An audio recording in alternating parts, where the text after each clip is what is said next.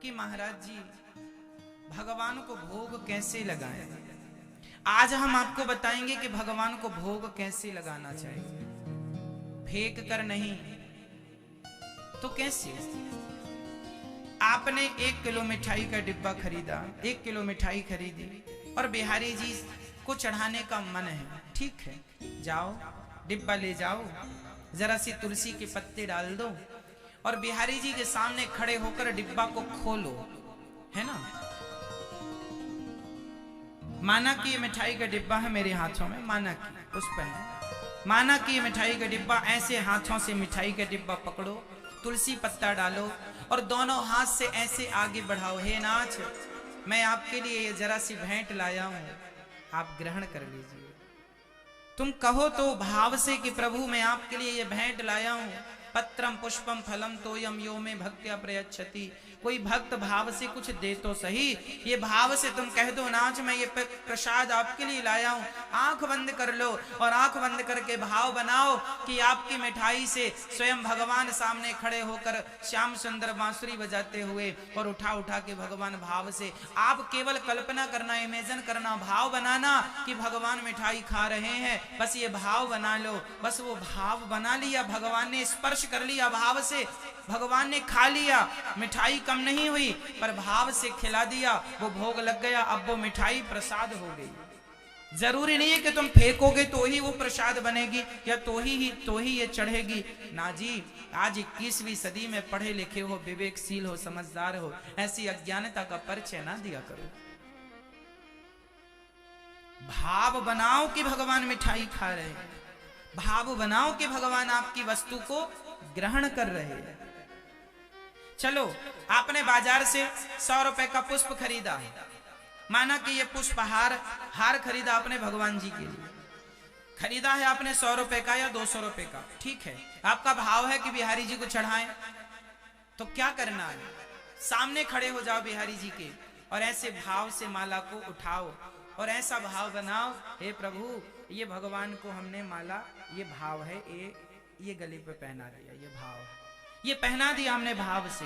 ऐसा भाव बनाओ कि ये भगवान के गले में पहना दिया, बस ऐसे हाथ जोड़ लो और ऐसा भाव बनाओ, जो माला अभी आपके हाथ में है वही भाव से अब भगवान के गले में देख लो। बस यही तो ग्रहण है ना भगवान के लिए। भगवान वस्तु को ग्रहण नहीं करते, वस्तु के पीछे जो तुम्हारा प्रेम है, भाव है, स्नेह है, वही भगवान ग्रहण करते। भगवान भावग्राही है, वस्तु ग्राह्य नहीं है। भगवान भाव को ग्रहण करते हैं, वस्तु को ग्रहण नहीं करते।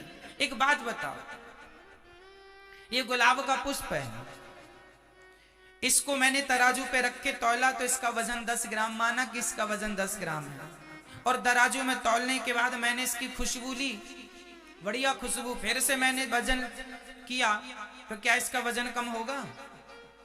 हाँ या ना में जवाब दो, क्या इसका वजन कम होगा? अरे 10 ग्राम ये पहले भी था और खुशबू लेने के बाद भी मैंने तौला तो 10 ग्राम ही था। अब आप कहें कि महाराज जी आपने तो खुशबू ली तो कुछ तो वजन कम होना चाहिए। पागल, खुशबू का कोई वजन नहीं होता।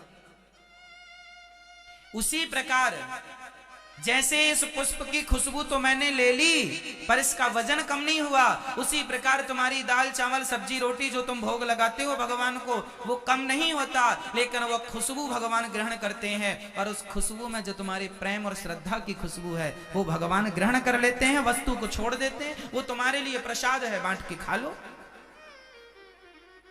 भगवान सार ग्रहण करते हैं, वस्तु नहीं। और आपको लगता है हम फेंक के चढ़ा दे? हमारी माताएं नवरात्रि में माता जी के मुंह में मिठाई चिपका देती हैं। माता जी तक हाथ नहीं पहुंचा तो शेर के मुंह में मिठाई चिपका दी।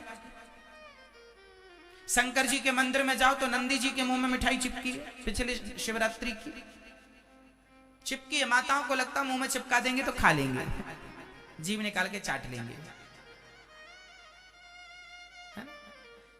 क्या है ये तुम्हारी भक्ति है कि मूर्खता है? क्या कहें हम इसको? तुम्हारे भाव कब प्रकट होंगे? तुम्हारा वो प्रेम कब प्रकट होगा? वो प्रेम की जरूरत है मेरी माँ, फॉर्मेलिटी की जरूरत नहीं। अच्छा ये बताओ, एक पति अपनी पत्नी से फॉर्मेलिटी करे, ये तुम्हारे लिए साड़ी लाए हैं पहन लेना, फॉर्मेलिटी दे दिया, तुम्हारे लिए हार लाए हैं, पहन लेना, पर उसका प्रेम तुमसे बिल्कुल ना हो। तुम्हारा पति तुमसे प्रेम बिल्कुल ना करे, फॉर्मेलिटी करे, साड़ी दे, तुम्हारे लिए हार बनवाए, तो जब तुम हार पहनोगी, भले वो 10 लाख का है, 10 लाख का हार तुम्हारे पति ने तुम्हारे लिए बनवाया है, लेकिन वो प्रेम तुमसे नहीं करता, तो क्या 10 लाख का हार पहन के भी तुम्हें सुकून मिलेगा? अच्छा लगेगा?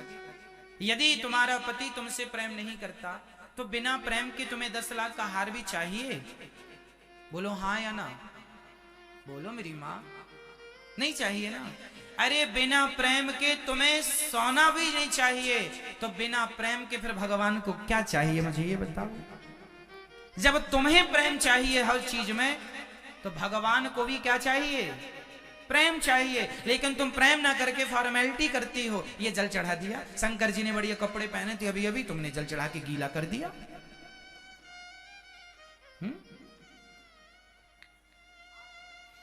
भगवान बैठे हैं। अभी देखो, अभी मैं प्रैक्टिकल कर, मैं तो कई बार कर चुका हूं प्रैक्टिकल, मैं तो केवल बता रहा हूं। यहां जरा मैं रोली भर के, अभी रोली, कुमकुम, सिंदूर यहां मैं थाली में रख दूं, और ये बैठे हैं ठाकुर जी। यदि थाली में यहां माताओं को या भक्तों को रोली मिल जाए ना, उठा उठा के फेंकना शुरू करेंगे भगवान के मुंह में। ये बस मिलनी से कुछ भी मिल जाए, वो ये नहीं देखेंगे ये कैसी है, कहां से है। बस भगवान ने इतने अच्छे कपड़े पहने, इतना अच्छा श्रृंगार है, तुम्हें जरा रोली मिल जाए, फेंक फेंक के अभी गंदा कर दोगे, और तुम इसका नाम दोगे कि हमारी भक्ति है। भक्ति नहीं है, मूर्खता। अरे भगवान का दर्शन करो, और प्रेम इतना हो कि इनके दर्शन मात्र से आपका हृदय पिघल जाए, और भीतर जो पाप बैठे हैं वही आंसू बन के निकलने लग जाए। भगवान के सामने जब भक्त 2 आंसू बहाता है ना, वही भक्त की सच्ची भक्ति है। मीराबाई रोया करती थी, नरसिंह जी इत्यादि रोया करते थे, बिना रोए भगवान किससे मिले हैं। रामचरितमानस में एक सुंदर सी कथा है। नाम था सुतीक्ष्ण जी, अगस्त जी के शिष्य हैं सुतीक्ष्ण जी, नाम सुना होगा। सुतीक्ष्ण जी जंगल में रहते, भजन करते।